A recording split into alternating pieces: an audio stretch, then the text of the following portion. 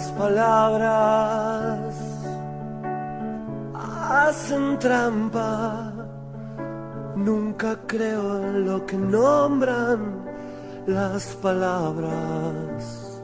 Palabras y Salud, un programa que compartiremos todos los lunes de 16 a 17 horas. Palabras que van fluyendo, palabras que tienen peso, palabras que nos hacen sentir seres humanos. La que les habla, Susana Angélica Orden, profesora de filosofía y de historia, poeta y escritora. Soy Liliana Lianopoulos, soy doctora en psicología, atiendo pacientes y soy docente en San Martín, provincia de Buenos Aires. Regalémonos este momento para profundizar sobre aquellos conceptos que a fuerza de repetirlos automáticamente se convierten en verdades absolutas que condicionan nuestra existencia y la relación con el mundo que nos rodea. Nos invitamos a reflexionar juntos. Palabras y Salud, lunes a las 16 horas. Siempre bien organizada, las palabras son traiciones de alto vuelo. Las palabras hacen trampa. Hola amigos oyentes, nuevamente acá para compartir esta hora con ustedes.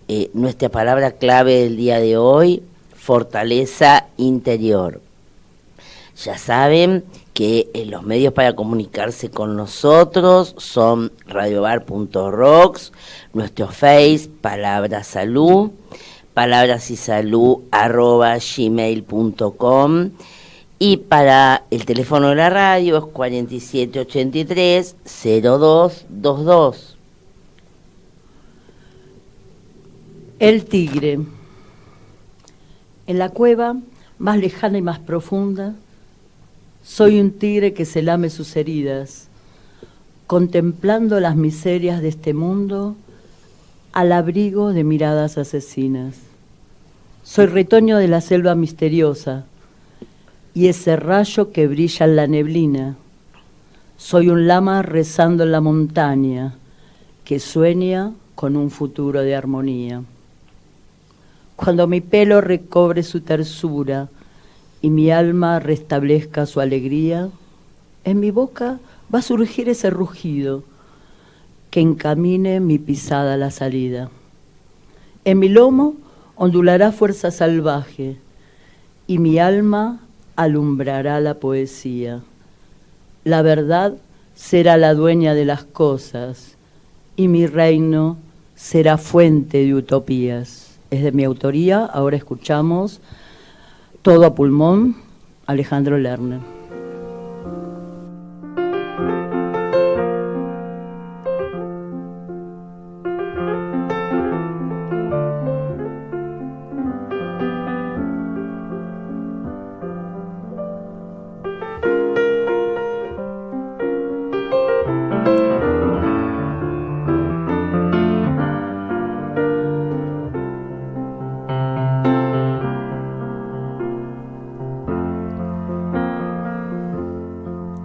Qué difícil se me hace mantenerme en este viaje sin saber a dónde voy en realidad. Si es de ida o de vuelta, si el furgón es la primera, si volver es una forma de llegar. Qué difícil se me hace cargar todo este equipaje, se hace dura la subida al caminar. Esta realidad tirana que se ríe a carcajadas porque espera que me canse de buscar. Cada gota, cada idea, cada paso en mi carrera y la estrofa de mi última canción. Sí, cada fecha postergada, la salida y la llegada y el oxígeno de mi respiración. Y todo a pulmón, todo a pulmón.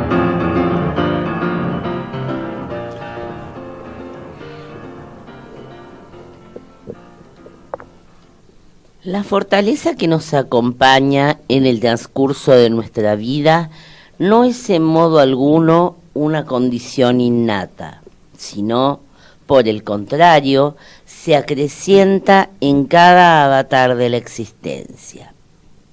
Nuestra fortaleza interior aumenta cuando la vida nos coloca frente a situaciones que debemos resolver, poniendo en juego todos nuestros recursos internos. Cuando el transcurrir diario es sereno, podemos recorrer los espacios por los que nos movemos habitualmente con calma y naturalidad. Sin embargo, en aquellas ocasiones donde parece que está todo fuera de cauce, necesitamos contar con nuestra fortaleza interior. Debemos ser fuertes para escribir la historia que realmente deseamos vivir y no dejarlo en el plano de la fantasía, postergando la concreción de nuestros deseos más genuinos a través de explicaciones razonables. La fortaleza se relaciona con la decisión consciente, plena y profunda de seguir avanzando por los caminos que nuestro deseo nos fue marcando. La fortaleza interior está alejada de la rigidez, los prejuicios y el falso orgullo. No es fuerte aquel que oculta sus lágrimas, sino quien puede derramarlas sin vergüenza y aún así seguir mirando al horizonte, más allá de las pupilas empañadas. Es fuerte y no egoísta aquel que sostiene su deseo, más allá de los intentos de los otros para que cambiemos el rumbo. No se trata de una competencia entre murallas, sino más bien un encuentro enriquecedor entre seres bien plantados que lo único que pueden recibir los unos de los otros es mutua satisfacción. Si somos conscientes de nuestra fortaleza, no le mendigaremos a nadie que nos cuide y resuelva situaciones que son de nuestra absoluta responsabilidad. Y somos fuertes cuando, jugándonos por nuestro deseo, nos levantamos después de cada caída y volvemos a intentarlo, pues que nuestro deseo, si no daña a nadie, merece ser alcanzado. A veces la vida nos pone frente a coyunturas que nos exigen una toma de posición, debiendo tomar la decisión de partir en dos la historia de nuestra humanidad. A veces debemos, aunque nos duela, alejarnos de espacios y vínculos muy significativos que han formado parte entrañable de nuestra vida y sin embargo debemos partir y aceptar que ellos también están en su derecho de irse. En esos momentos duros donde parecería que nuestra alma se convierte en un desierto solo plagado con recuerdos y reproches, debemos apelar a nuestra fortaleza y a un profundo trabajo de aceptación. hay que ser muy fuerte interiormente para aceptar que situaciones que no queremos, no elegimos y son decididas por otros, se incorporaron a nuestra existencia sin que nosotros estuviéramos de acuerdo.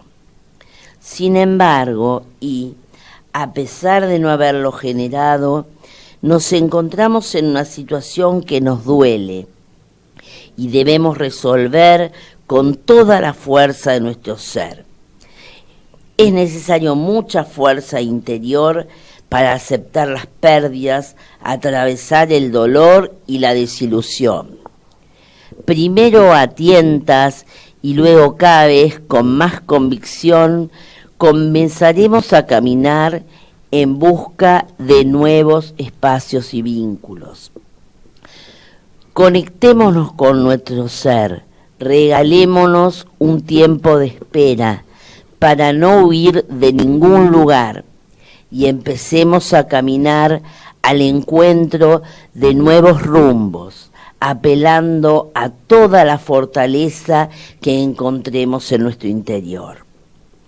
Aunque al principio no tengamos en claro la vida hacia la cual nos dirigimos, no perdamos la convicción que es lo mejor que podamos hacer por nosotros mismos en este momento de nuestra vida.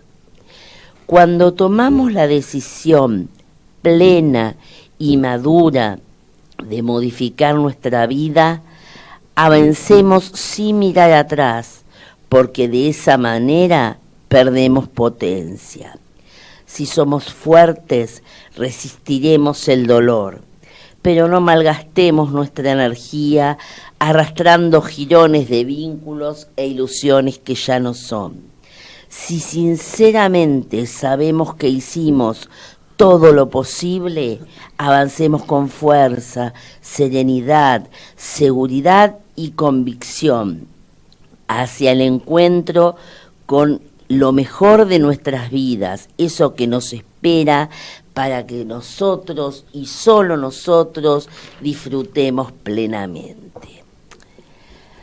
Francisco Luis Bermúdez en un soneto nos dice: si para recobrar lo recobrado debí perder primero lo perdido, si para conseguir lo conseguido tuve que soportar lo soportado, si para estar ahora enamorado fue menester haber estado herido, tengo por bien sufrido lo sufrido, tengo por bien llorado lo llorado.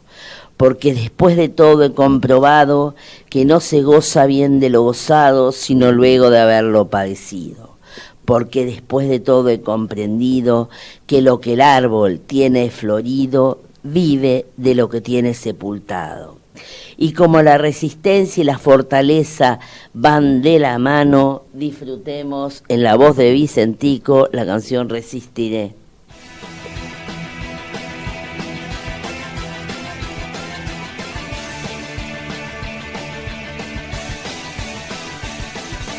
Cuando pierda todas las partidas, cuando duerma con la soledad, cuando se me cierren las salidas y la noche no me deje en paz, cuando sienta miedo del silencio, cuando cueste mantenerse en pie, cuando se revelen los recuerdos y me pongan contra la pared, resistiré, erguido frente a todo, me volveré de hierro para endurecer la piel, y aunque los vientos de la vida soplen fuerte, soy como el junco que se dobla pero siempre sigue en pie. Resistiré para seguir viviendo, soportaré los golpes y jamás me rendiré, y aunque los sueños se me rompan en pedazos, resistiré, resistiré.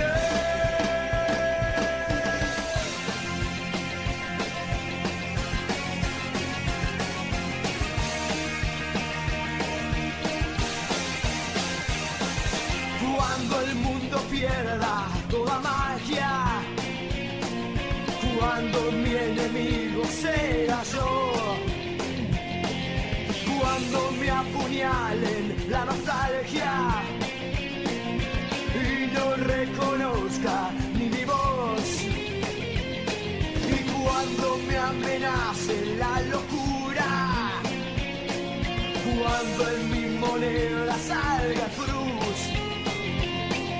cuando el diablo pase la factura, o si alguna vez me faltas tú, resistiré, erguido frente a todo, me volveré de hierro para endurecer la piel, y aunque los vientos... Estaba yo caminando bajo la noche de otoño pensando que iba a leerles el poema El Tigre, que habla de una de esas crisis que todos tenemos y de la cual salimos, por suerte, cuando otra noche vino a mi memoria, una noche de mi adolescencia.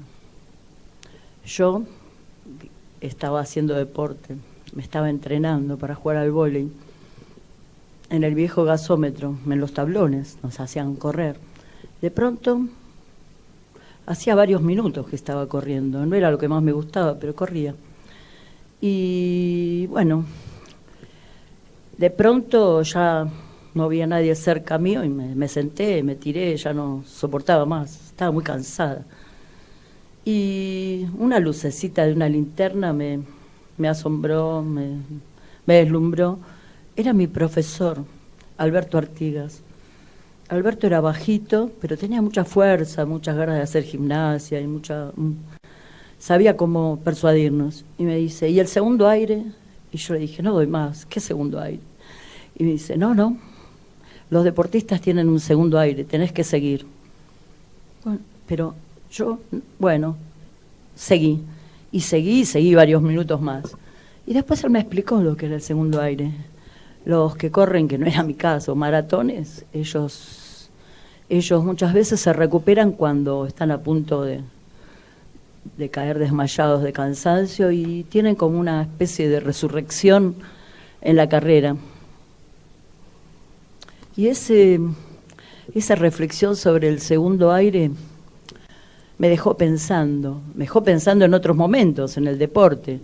Por ejemplo, cierta vez que estábamos en un partido jugando contra el Club Atlanta y bueno, era como un hervidero, parece que los chicos de la Barra Brava se habían puesto cerca nuestro y bueno, nos decían de todo y tocaban una especie de tachos de aceite y parecía el infierno y ellos caníbales y nosotros las víctimas, y resulta que estábamos jugando muy mal y el profesor decía, pero reaccionan, y yo les decía, pero ¿qué reacción voy a tener si no veo cuando pasa la pelota? En ese momento se pidió un minuto, o sea, un intervalo, y comenzó a hablarnos, y me dice, Susana, ¿te acordás del segundo aire? Sí, pero esta vez es más difícil tener el segundo aire acá.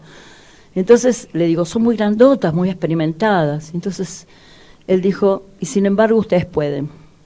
Bueno, en un momento yo me sonreí pensando en que no podía, y una jugadora contraria se puso muy nerviosa y dijo que yo me estaba riendo de ella. Bueno, resultado, recibió una sanción. A partir de ese momento todo cambió. El partido comenzó a volcarse a nuestro favor, hasta la hinchada esa extraña que había gritaba nuestros números. Yo tenía el 8, me acuerdo. Y bueno, al final ganamos con el segundo aire, que era un misterio para mí en esa época de mi adolescencia. Y tuvimos que salir un poco escondidos porque no había gustado mucho que ganáramos, a pesar del momento en que lo sedujimos con nuestro juego. Seguí pensando en otros momentos, en cómo en el deporte uno piensa que esas cosas que se le aconsejan, por ejemplo, recibir los tiros del adversario en posición de defensa, de atención, no toda desdibujada, porque eso le da ánimo al otro. Y pensé cuántas veces esa enseñanza la apliqué en mi vida, en momentos terribles, en momentos extremos, en momentos que no sabíamos cómo salir de allí, ya sea en la docencia, cuando no sabíamos qué hacer con algún niñito que estaba muy mal y había que solucionarlo, y algo se me ocurría, un segundo aire venía, o cuando estaba en un peligro potencial, perdida en algún lugar peligroso, siempre venía el segundo aire, que aquel profesor se había tomado el trabajo de enseñarnos, ¿no? Entonces pensé que eso tiene que ver ese segundo aire con la fortaleza interior, y con darnos cuenta que algunas cosas no las podemos cambiar y tenemos que tener tolerancia, y otras cosas sí las podemos cambiar y ahí tenemos que tener valentía para hacerlo. Y un tercer tipo de cosas podemos en parte cambiarlas y podemos no. Y además tenemos simplemente que pensar que tenemos que darnos cuenta cuáles podemos cambiar y cuáles no. Y como decía William Shakespeare, que decía que el destino nos da la carta, sí. No estemos tanto quejándonos, porque en realidad el destino nos da las cartas, pero nosotros las manejamos. Y como decía el filósofo Platón, ya me salió la filósofa, que decía que, bueno, que nosotros elegimos nuestras vidas y los dioses son inocentes. Nosotros elegimos qué tipo de vida vamos a tener. Entonces, elegimos dejarnos dominar por las cosas desfavorables, o decidimos convertirlas en algo potente, en algo creativo, como decía Martin Luther King, el líder del pacifismo. Yo al principio me quejaba todo el tiempo cuando venían cosas negativas, pero después me di cuenta que podía dar una salida creativa a esas cosas negativas. Y así ahora me estoy acordando, ¿no, Liliana? Un cuento que te voy a contar, y le voy a contar a los oyentes, sobre un adolescente que había tenido en su vida un problema, que había perdido en un accidente su brazo izquierdo, y se le ocurrió practicar judo para poder salir de ese estado anímico desfavorable, y tomó un profesor japonés. El profesor japonés le enseñó solo un movimiento, y él le decía: profesor, ¿por qué no me enseña otro y otro? Y él decía: no, con ese es suficiente. Y lo llevó a competir a un campeonato. Y resulta ser que con ese solo movimiento ganó el primer combate. Bueno, fue ganando otros y llegó a la final. Pero en la final, en el combate final, tenía que enfrentarse con un opositor muy experimentado. Entonces él le decía: ahora, se decía a sí mismo, ahora voy a sufrir con esto que sé solo un movimiento. En un momento del combate, el árbitro estuvo a punto de detenerlo, y el profesor decía, el entrenador del chico decía: no, déjelo que él puede. Bueno, finalmente el adversario se tiró sobre él y él usó el movimiento y le ganó, salió campeón. Mientras iban caminando para la casa, para sus casas, le dijo: profesor, yo le agradezco que me haya todo lo que me enseñó, pero quiero saber una cosa, usted, ¿por qué me enseñó un solo movimiento? Y él le dijo: mira, yo te enseñé un solo movimiento y ese movimiento es el más difícil del judo, pero la única forma de defenderse o de bloquear ese movimiento es tomando el brazo izquierdo del adversario, que es lo que a vos no te pueden tomar. Así, la debilidad de este joven se transformó en su gran fortaleza. Y así fue que pudo revertir la situación. Como nosotros pensamos en muchas personas que han logrado, en lugares difíciles, en campos de exterminio, en campos de concentración, resistir a través de la resiliencia, que es la capacidad, la fuerza de poder volver o sacar algo positivo de lo más negativo, como es la violación de los derechos humanos. Y tenemos un ejemplo, una señora, Helen Keller, que nació en Alabama, y esta señora, en 1880, cuando tenía 9 meses, quedó sorda y ciega. pero a pesar de todo, algo se comunicaba. Pero tenía un carácter muy fuerte, entonces sus padres le pusieron una maestra, y esa maestra, que se llamaba Anne Sullivan, le enseñó a comunicarse mediante un método que se llama Tadoma, que consiste en percibir en forma táctil las palabras a través de los labios del interlocutor o de la vibración de la garganta, de las cuerdas vocales, ¿no? Y comenzó a estudiar, entró a una escuela secundaria, en la universidad, se graduó con honores, aprendió 5 idiomas y paseó por el mundo contando cómo de una discapacidad, con una discapacidad, y a pesar de ella y partiendo de ella, se puede lograr cosas y ayudar a los demás. En 1964 recibió un gran galardón, que es un premio a la libertad, que se le da a pocas personas en los Estados Unidos, y luego también fue reconocida en el Salón de la Fama. Murió a los 88 años, luego de haber compartido con el mundo su discapacidad, que convirtió en una gran posibilidad y en una posibilidad de extender. Y ya nos decía, por ejemplo, William Shakespeare, que tenemos que basarnos en todas estas potencialidades que tenemos para superar todas esas falencias que también tenemos. Y yo les voy a contar una leyenda que me gusta mucho, que es la del ave fénix.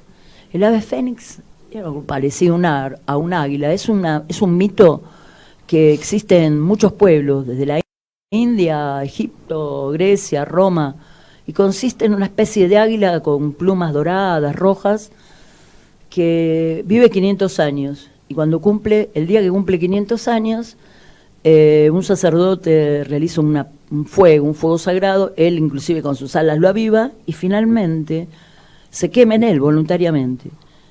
Al día siguiente, entre las cenizas aparece una larva, y luego renace, y vuelve a su país originario.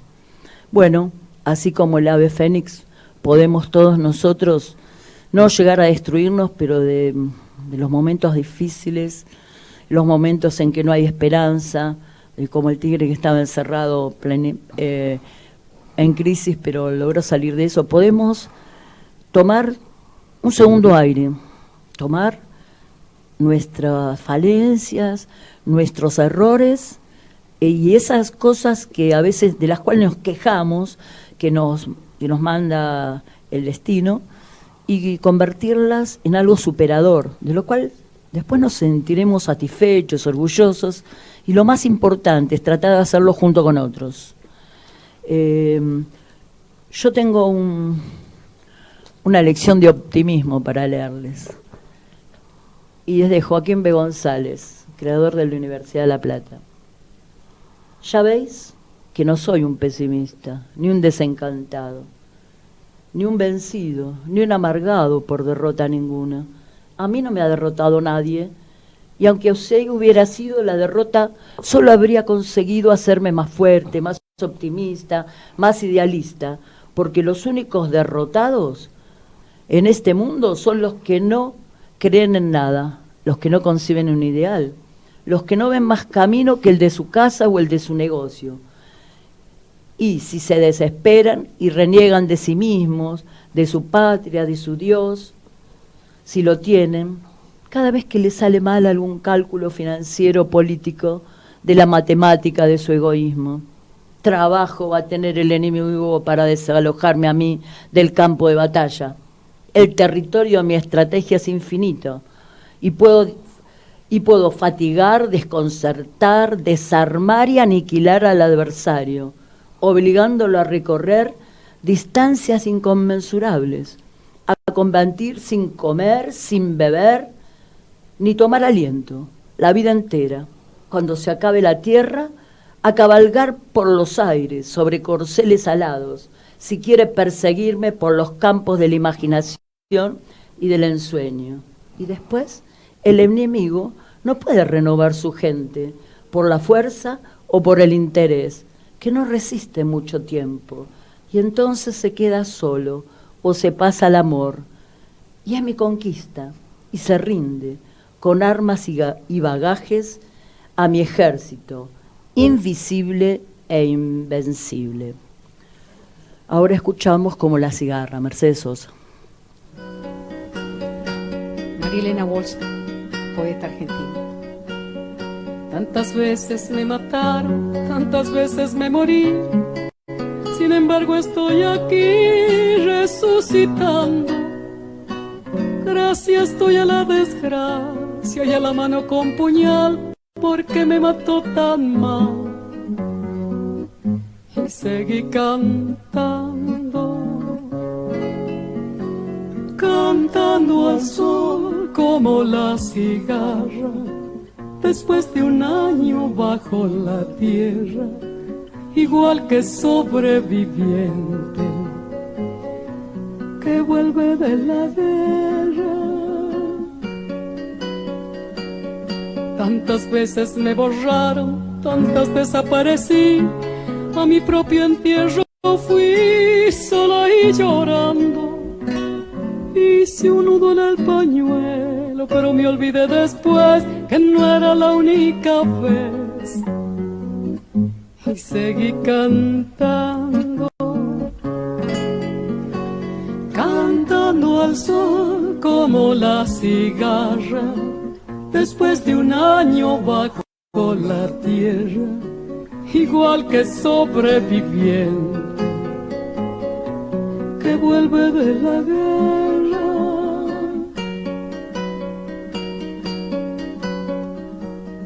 Tantas veces te mataron, tantas resucitarás, cuántas noches pasarás desesperando, y a la hora del naufragio y la de la oscuridad alguien te rescatará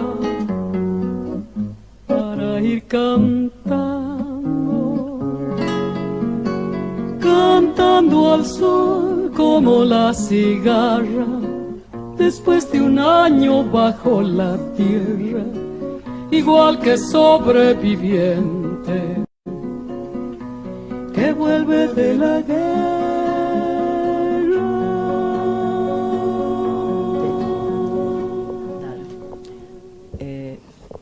Hoy contamos con la presencia de la licenciada María Angélica Venecia y estamos muy felices de contar con ella, y yo siempre le digo que alguna vez hemos pensado juntas alguna solución para salir de alguna situación problemática y tener fortaleza interior para ayudar a algún niño.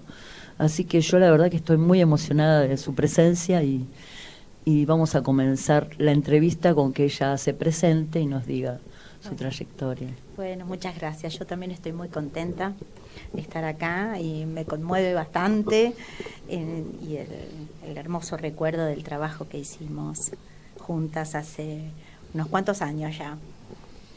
Bueno, sí, yo me llamo María Angélica Venecia, soy psicoanalista y trabajé también para educación y todavía sigo colaborando con algunas instituciones educativas.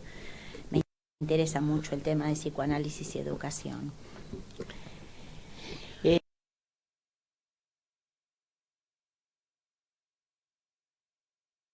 Te queríamos preguntar, Angélica, ¿por qué las personas hablan? Bueno, justamente, digamos, tomando el tema del título del programa, que es Palabras y Salud, yo me detuve un poco en estos dos significados.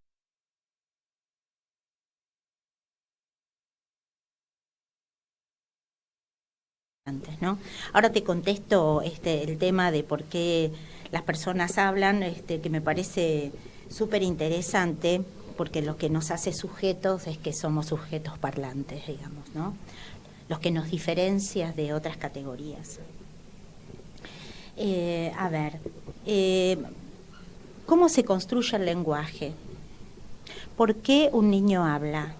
Cuando un niño nace, un bebé nace, por supuesto no tiene lenguaje, es un cuerpo desorganizado, y el que empieza a organizar es el otro, que podemos decir el otro primordial, que puede ser la mamá, el papá o las figuras importantes, que ponen allí una palabra, que nombran aquello que el chiquito todavía no sabe de qué se trata. Por ejemplo,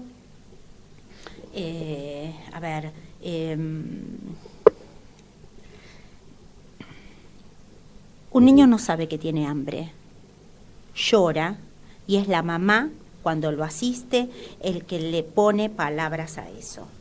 Así los niños entran en el lenguaje. A veces yo digo que las mamás de los bebés parecen mujeres locas, porque le hablan a niños que todavía no lo son y que todavía no le van a contestar nada. Vieron que las mamás le dicen a los bebés, bueno, ahora te voy a poner el saquito que hizo la abuela, ahora viene papá y le contamos lo que hiciste. Bueno, todo eso es porque esta mamá supone un sujeto. Había una película Sí. que se llamaba Mira quién habla, que el bebé miraba todo lo que le decían espantado. Pero es interesante porque si la mamá no pudiera hacer un proyecto de eso que todavía no lo es, no habría sujeto deseante. Exactamente, no entraría, Claro. digamos, ese baño de lenguaje que lo introduce en la cultura, lo introduce posteriormente en el discurso. A ver, ¿qué es la primera palabra que dice un nene, un bebé? Mamá. ¿Por qué? Porque nombra una ausencia, digamos. El lenguaje es eso, las palabras son esos. Nombra, sirven, digamos, se usan, por eso son simbólicas, se usan para nombrar algo que no está. Si una mamá está permanentemente pegada a ese niño, una mamá o las personas primordiales que son los que sostienen a ese bebé, están permanentemente en presencia directa o no en presencia directa, pero sí simbólicamente está siempre allí y no hay ningún intervalo, no hay para qué el lenguaje. No vamos a procurar que ese chico nombre nada, porque no hay nada que nombrar, porque es hablado por el otro. Los niños con patologías más graves, que tal vez no acceden a la palabra o al lenguaje, en general no tiene que ver con razones de orden del órgano, digamos, con razones de orden ni neurológico ni genético, digamos, tiene que ver con algo de esta presencia permanente, porque para hablar tiene que haber un intervalo. Tiene que haber alguien que esté y que no esté. ¿Es como un llamado? Bueno, cuando un bebé llora, cuando recién nace llora, no sabe lo que le pasa, tiene un displacer, digamos. Cuando la mamá viene y le da la teta o la mamadera, digamos, empieza a significar eso como hambre. Ese llorar desorganizado empieza a ser un llamado. Por eso es interesante lo que me decís. Empieza a ser un llamado que después va a ser palabra y después va a ser discurso, porque primero se nombran cosas. Todos nosotros, digamos, no solo nombramos objetos, también hablamos de nuestras ideas, el discurso es eso.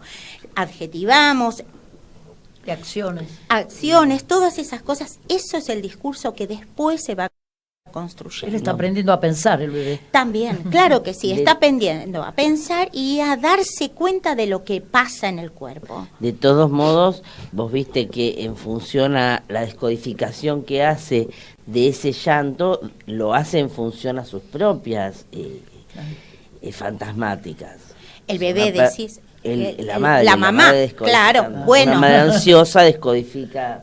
También puede decodificar que eso quiere decir otra cosa, porque los niños son, digamos, un niño se constituye en el tiempo, ¿no? Se construye su subjetividad, que sería como el equivalente al psiquismo. Vos lo sabés muy bien que sos psicóloga. Digamos, esa constitución se da, un sujeto es un lugar en el otro. Un niño es hablado por otro. Primero se lo nombra, se le dice, se lo califica. Y un niño va a hacer eso que el otro nombre. Recién vos nombrabas a Helen Keller, Sí. ¿no? Lo que hizo, digamos, Helen Keller nace con esa, o creo que es posterior esa discapacidad. Sí, sí. Sorda y ciega. Sorda y ciega, tampoco hablaba, por lo tanto. Y Helen Keller, ¿qué hace? Yo no sé si vieron la película es re linda, es re interesante. La vamos a ver.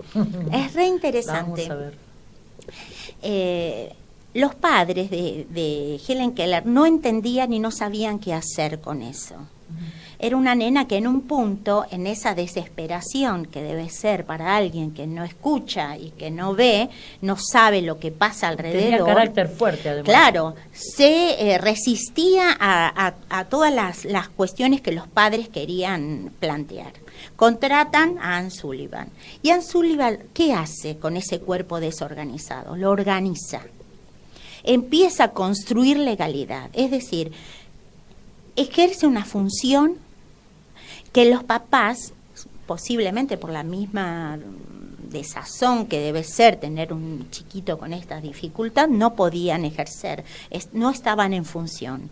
Y Anne Sullivan lo que hace es construir esa función paterna, bordear el cuerpo, trazar una dirección, claro, el límite que es una configuración. Es construir una función de legalidad, digamos, porque a veces cuando se habla de límite se piensa en el discurso del amo, es esto no, esto sí, no es solo eso, es organizar. Lo que hizo Helen Keller es poner en cuenta, digamos, tener en cuenta su propio deseo, no en relación a su, no sé si era como una alumna, a la niña, sino en relación a su saber.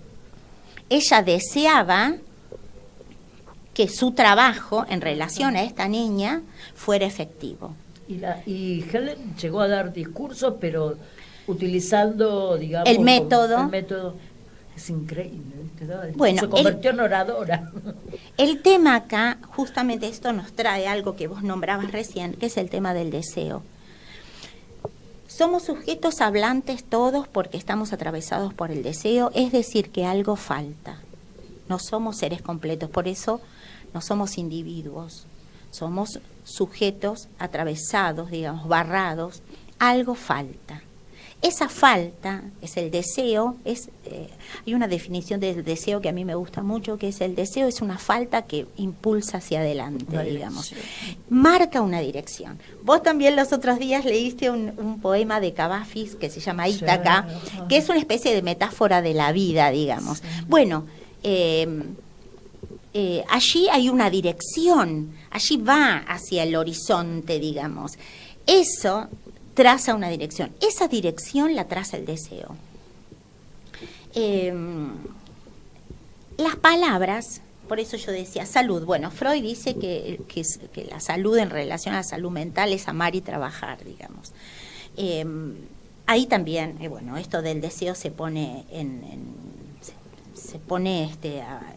activamente, digamos. Las palabras en psicoanálisis se las nombra, son muy importantes para el tipo de psicoanálisis, por lo menos que yo trato de ejercer, digamos, se las llama significantes. Lacan toma, en diálogo con otras,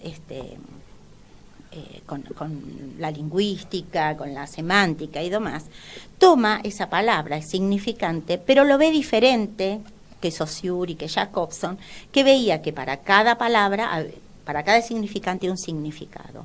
Lo que dice Lacan habla de la polisemia del significante, es decir, que un significante para cada persona puede ser cosas diferentes. Y eso se llama polisemia. En griego la palabra logos tiene 30 significados.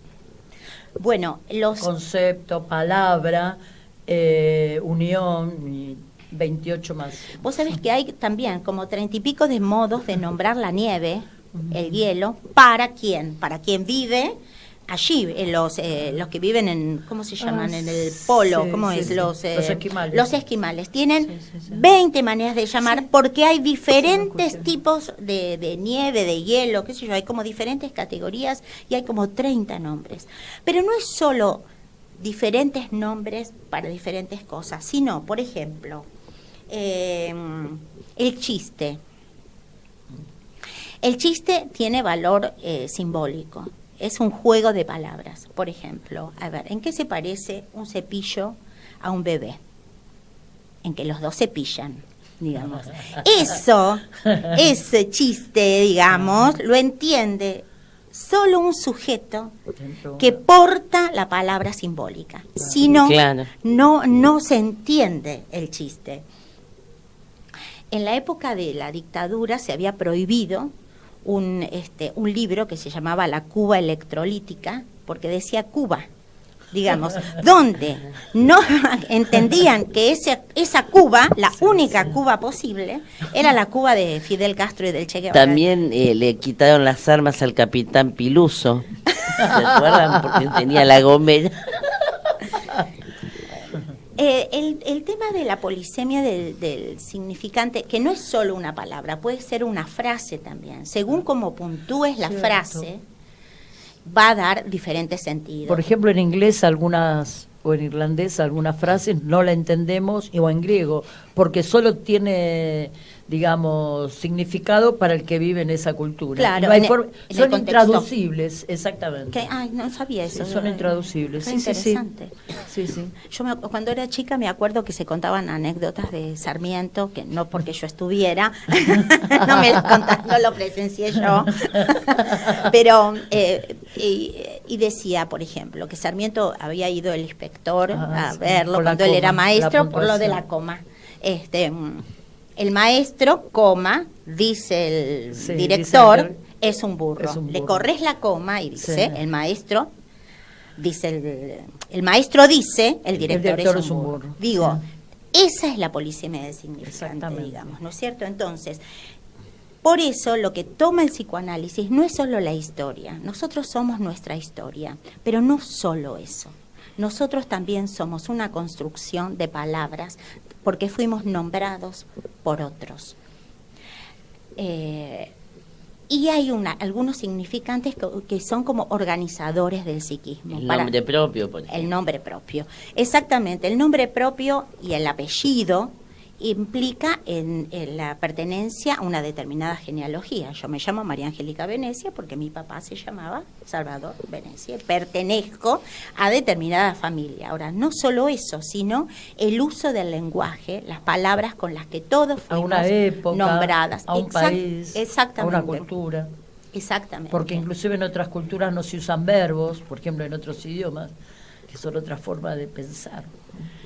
O palabras que son un conjunto de palabras, Sí, como en alemán, digamos, que son palabras sí. frases.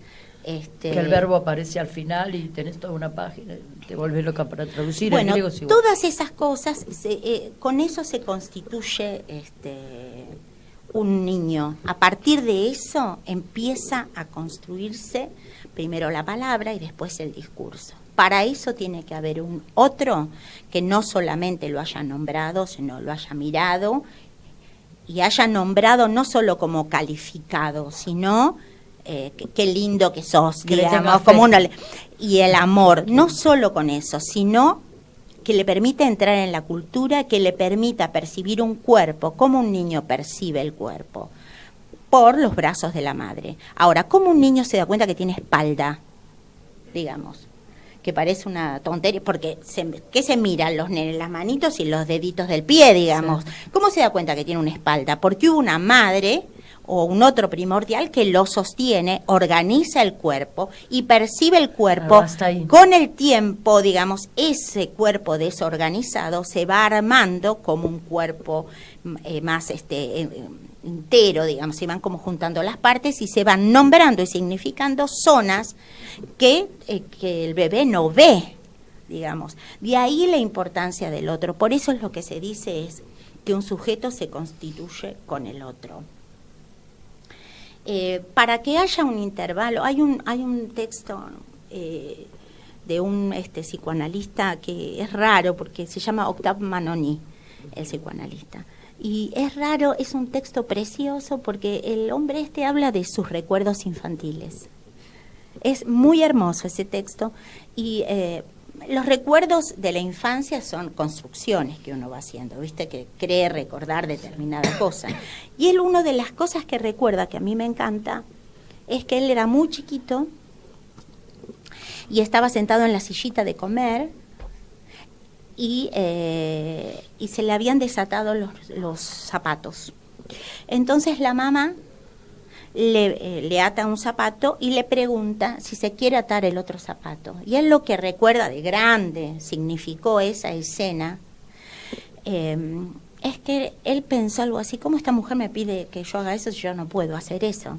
Pero lo que él lo marcó, digamos, por lo que 40 años después se seguía acordando de esa escena mítica, digamos, que no sabemos en realidad si existió o no, para él, qué sé yo, para él sí existió, es que la madre le dijo que hay cosas que les correspondían a él, que no eran de ella, que en algún momento, es decir, que esperaba que le preguntó por su deseo. Y que hubiera un sujeto, es decir, ahora no podés, pero vas a poder, digamos, ¿no? Y además hay un corte entre lo que pasa con el chiquito y lo que la mamá no se percibe como prolongación, o que el nene no es su propia prolongación. Esto te ato ahora el zapato, pero esto te corresponde a vos, digamos. Vos viste, en relación a Manoní, Maud Manoní decía que cuando una familia ponía al chico en el medio de los conflictos, lo colocaba en un lugar de una significación aberrante, porque no es el lugar del chico ocupar ese lugar, sino ser un ser independiente. Bueno, con respecto a eso, vos me preguntabas algo recién, me parece, que de cómo se nombran. El riesgo de esto, de las situaciones aberrantes, tiene que ver con lo que hablábamos. Las distintas formas de nombrar. De nombrar en la actualidad. Y de diagnosticar en la realidad, en la actualidad, digamos. Por eso siempre también hay que ponerlo en contexto de época. Vamos a hacer una pausa para hacerte un obsequio. Yo no paro. No, para que vos sigas. Pero después. Te queremos hay obsequiar, un intervalo y puede ver. Te queremos y obsequiar, va a haber Obvio. te queremos obsequiar una plantita que es un cactus sin espinas. Ah, qué hermoso. Para que tu vida esté llena de situaciones y que sepas, digamos, como esta plantita, y me dijiste que te gustan las plantas. Me encantan las plantas. Así que la vas a cuidar y te vas a acordar de nosotros y te damos las gracias. Bueno, y después nos contás cómo te fue con la plantita. Sale, cuando vuelvas. ¿Cómo no? Vas a volver. Y ahora contanos los modos de nombrar. Si querés, sacala ahí, porque bueno, dale, por ahí me algún encantó. ojo es secreto. Me encanta y la voy a cuidar mucho y les agradezco un montón. Si querés, déjala por acá, acá. dejo acá. ¿Vos querés que tengo tiempo para contar eso? Brevísimamente, Sí. que es alguna que tiene que ver con la época y que tiene que ver con cierta preocupación, que es los nuevos modos de nombrar, los nuevos modos de diagnosticar, donde por ejemplo, yo he visto chiquitos de 2 o de 3 años que tienen alguna dificultad, por ejemplo, en relación al lenguaje o en relación con el lazo, que ya se los califica como trastorno del espectro autista, se empiezan a intervenir con el nuevo conductismo y a entrenar como si fuera un autista, y se construye un autista. A esto iba. Los niños son sujetos en constitución, por lo tanto, las intervenciones y cómo los nombremos y en el lugar que los pongamos, van a hacer eso. Y se les da un certificado de discapacidad Ni hablar. y un acompañante. Ni hablar. Y una medicación. Ni hablar. Bueno, es un a los 4 años. Exactamente. La infancia es un territorio del mercado. Se ha ido convirtiendo en esta época del neoliberalismo, digamos, se ha convertido en un territorio de un mercado muy potente. Todo el negocio que hacen con la medicación, los laboratorios, es un territorio de... Y sin investigar qué pasa en la familia, que estaba construyendo la personalidad. Exactamente, y quién administra esa medicación. Yo he conocido chicos que se toman todas las pastillas, pues son las pastillas para portarse bien, etcétera. Así que bueno, tenemos para largo, y desde ya te agradecemos muchísimo y te volvemos a invitar. Cómo no, encantada. Muchísimas gracias. Y antes de despedirnos, yo quería comunicarles que la próxima palabra clave es seguridad interior, pero desde nosotros siempre vamos a estar con la misma línea. O sea, es desde lo personal y qué puedo hacer yo para el mejoramiento personal. Así que toda inquietud, toda pregunta es desde ya bienvenida. Y bueno, nos vamos si con... nos las mandan, para que inclusive le podemos enviar a María Angélica, por para supuesto, que ella quizás quiera consultar, responder alguna consulta. Como no, encantada, que, encantada con eso. Encantada. Buenísimo, Bueno, muchas y gracias. te invitamos para que vuelvas a ¿Cómo nuestro no? programa ¿Cómo? porque nosotros nos hemos sentido interesados. Muy enriquecedor. Por tu aporte. Así, Bueno, ahora, terminamos con...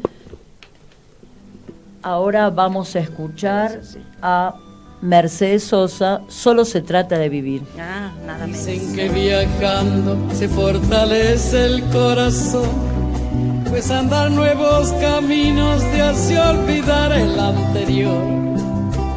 Ojalá que esto pronto suceda, así podrá descansar mi pena hasta la próxima vez.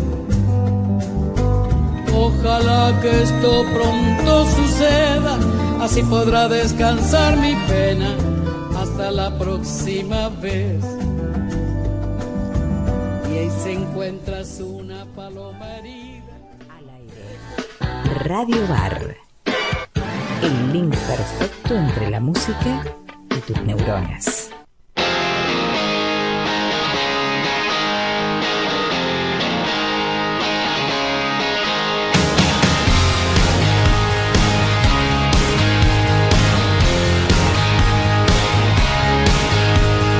These four walls have got a story to tell.